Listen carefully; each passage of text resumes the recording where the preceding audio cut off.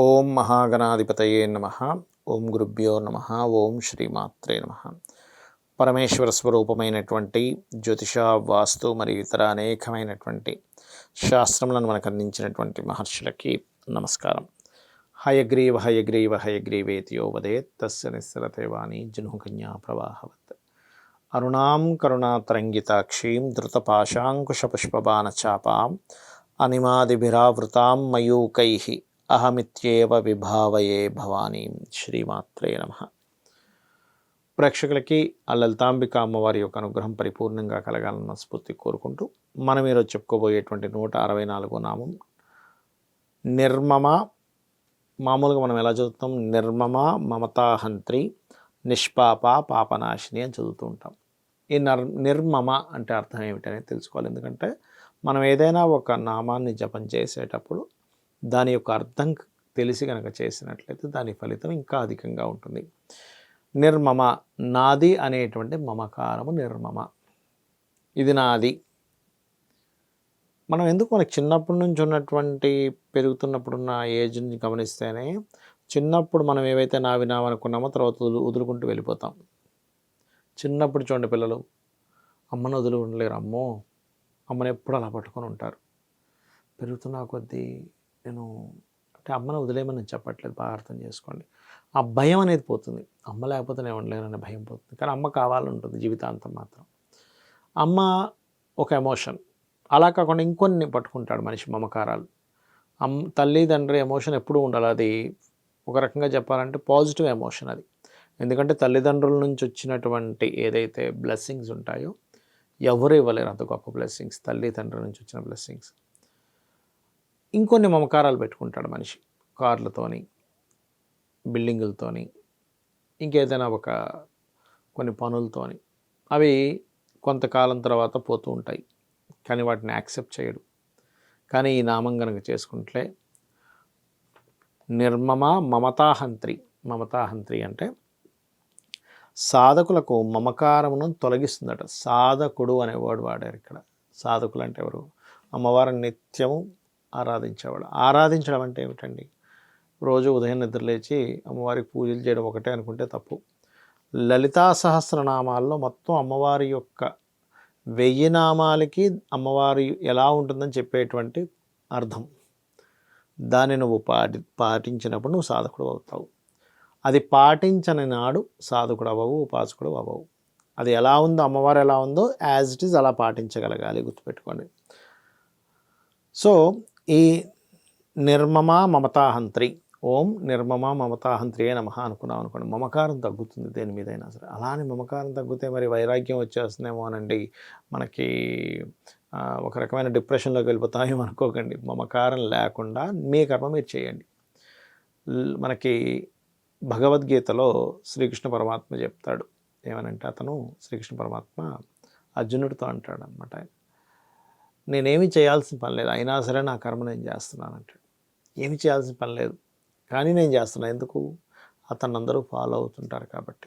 అలా ఏంటంటే ఎటువంటి మమకారాలు పెట్టుకోకుండా కర్మ చేస్తూ ఉండాలి. అదేవిధంగా నిష్పాప పాపనాశిని. అసలు పాపం అంటే ఏమిటి? వేదము ఏదైతే ఏ పని ఎలా చేయాలో ధర్మబద్ధంగా చెప్పిందో అలా చేయకుండా గనక ఉండగలిగితే దట్ ఈజ్ పాపం. చిన్న ఎగ్జాంపుల్ చెప్తాను. ఉదయం నిద్ర లేవాలని చెప్పింది వేదం. సూర్యోదయానికి ముందే నిద్ర లేవాలని చెప్పింది. సూర్యోదయానికి ముందు నిద్ర లేవకపోవడం కూడా పాపమే, గుర్తుపెట్టుకోండి. ఏమంటే నైట్ డ్యూటీ చేసి వచ్చానండి, అలాంటి వాళ్ళకి కాదు నేను చెప్పేది. అనారోగ్యంతో ఉన్నానండి, చిన్నపిల్లలండి కాదు.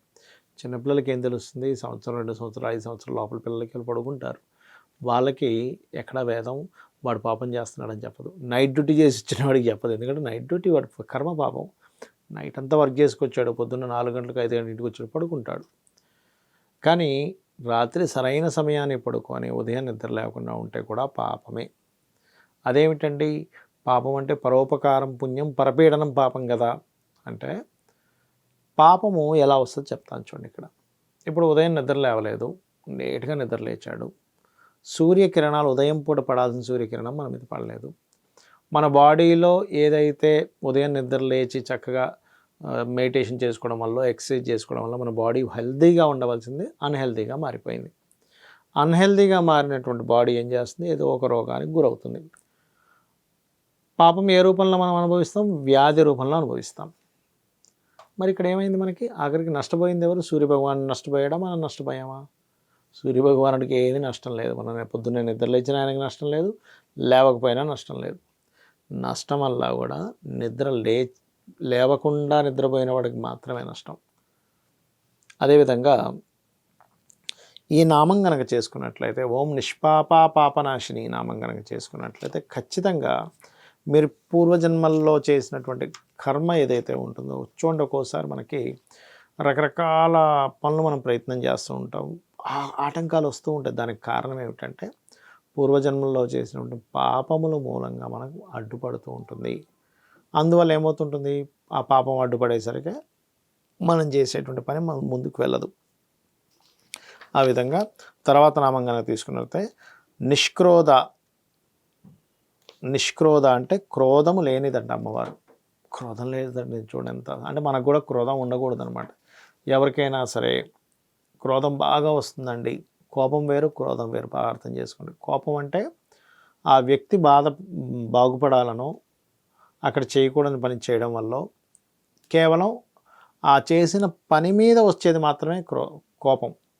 క్రోధం అనేటువంటిది అవతల వాళ్ళ మీద కక్ష కట్టినట్టుగా ఉంటుంది క్రోధం. అది ఉండకూడదు ఎవరికి కూడా. కాబట్టి చాలామంది అంటుంటారు, ఏమిటోనండి దేవుడు నా మీద పగబట్టాడేమో అంటుంటారు. పగ పాడ ఏముండదు, దేవుడు పగబట్టాలి ఏముండదు, అలాంటప్పుడు దేవుడు అవ్వడు.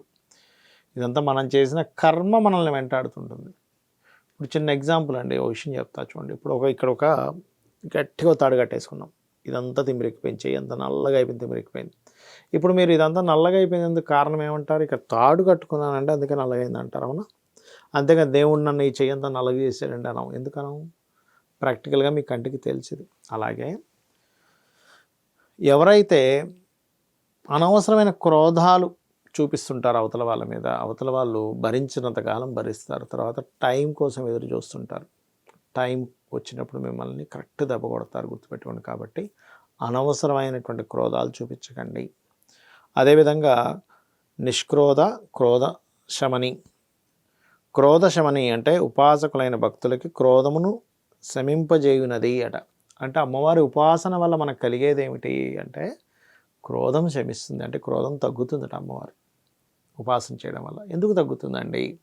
అమ్మవారి ఉపాసనకి క్రోధంకి సంబంధం ఏమిటి? నేను చాలామంది ఉపాసకులను చూశాను, విపరీతమైనటువంటి కోపం వస్తూ ఉంటుంది వాళ్ళకి, విపరీతమైనటువంటిది ఇది వస్తూ ఉంటుంది. అంటే ఒకటే గుర్తుపెట్టుకోండి, మీరు అమ్మవారిని కనుక కంప్లీట్గా మీరు నమ్మి కంప్లీట్గా అమ్మవారిని పూర్తిగా చేస్తూ ఉన్నట్లయితే ఏమవుతుందంటే విశ్వం మొత్తం ఉన్నది అమ్మవారి అని అర్థమవుతుంది, విశ్వంలో ఉన్న ప్రతి శక్తి అమ్మవారిని అర్థమవుతుంది. ఆటోమేటిక్గా మీకు క్రోధం తగ్గుతుంది, అంటే క్రోధం శమింపజేస్తుంది అమ్మవారు. అదేవిధంగా నిర్లోభ, లోభము లేనిదట అమ్మవారు. అసలు ఎంత గొప్ప విషయాలు ఉన్నాయి చూడండి. అంటే మనలో కూడా లోభం ఉండకూడదు. అమ్మవారిని నిజంగా కనుక ఉపాసించగలిగితే లోభం ఉండకూడదు, అంటే పిసినారితనము. కొంతమందిని నేను చూసా, బోల్డ్ కోట్లు సంపాదిస్తాడు, కానీ ఆయన ఏం చేస్తాడంటే రోజు ఎక్కడికైనా వెళ్ళాలనుకోండి, ఎవరైనా ఆ రూట్లో వెళ్తున్నారో వెతుక్కుని ఆయనతో లిఫ్ట్కి వెళ్ళిపోతాడు, బస్సుకు కూడా డబ్బులు తీయడు. అదేవిధంగా అంటే లోభత్వం అనేది కూడా మంచిది కాదు, మరీ పిసినారితనంగా బ్రతకడం.